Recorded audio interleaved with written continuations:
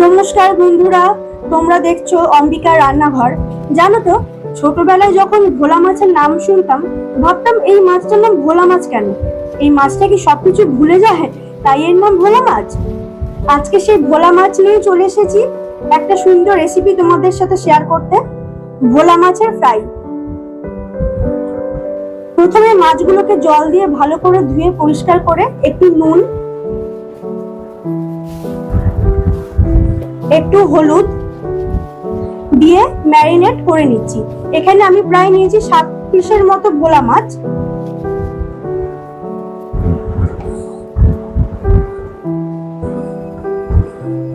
একটু দিয়ে দিচ্ছি লঙ্কা গুঁড়ো ঝালের জন্য,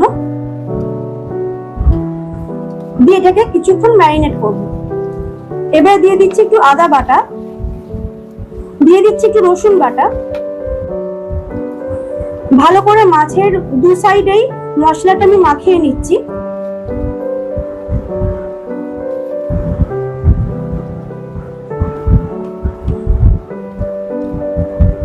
মশলাটা যাতে মাছের মধ্যে ঢুকে যায়।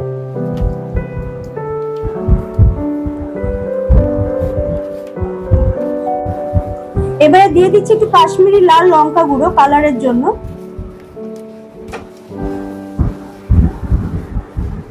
দিয়ে দিচ্ছি একটু পাতিলেবুর রস। এতে ভোলা মাছের যে একটু ফিশি স্মেলটা থাকে এটা কিন্তু চলে যায়, আর টেস্টটাও খুব সুন্দর হয়, তাই লেবুটা আমি দিয়ে নিলাম।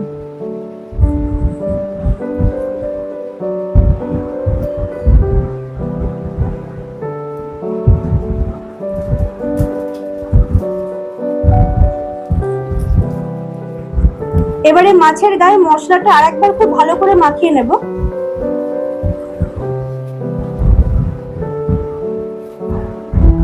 এবারে নিয়ে নিয়েছি একটা ফ্রাইং প্যান, দিয়ে দিচ্ছি কিছুটা সর্ষের তেল।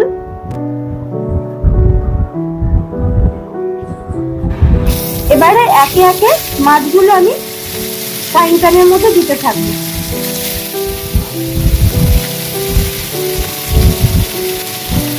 মাছগুলো দিয়ে দিচ্ছি। এবারে মাছগুলোকে আমি আস্তে আস্তে ভেজে নেব, উল্টে পাল্টে।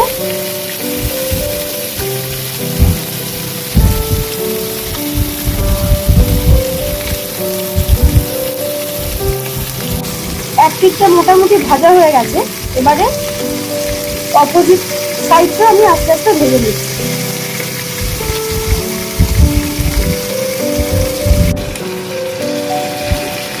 প্রথমে 3টে মাছ আমি ভেজে নিলাম, একটা প্লেটের মধ্যে তুলে নিচ্ছি।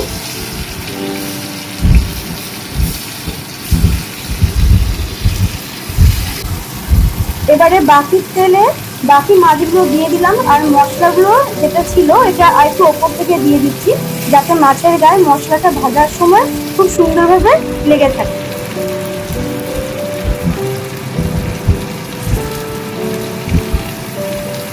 ভোলা মাছের টেস্ট কিন্তু খুব সুন্দর, আর এটা কিন্তু বেশ নরম মাছ।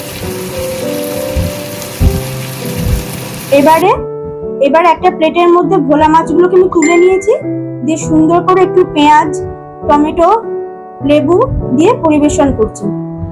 এটা কিন্তু গরম গরম খেতে ভীষণ ভালো লাগবে, ভাতের সাথেও তোমরা খেতে পারো। আশা করবো রেসিপিটা তোমাদের ভালো লাগবে, আর রেসিপিটা ভালো লাগলে অবশ্যই একটা লাইক, কমেন্ট, শেয়ার করো।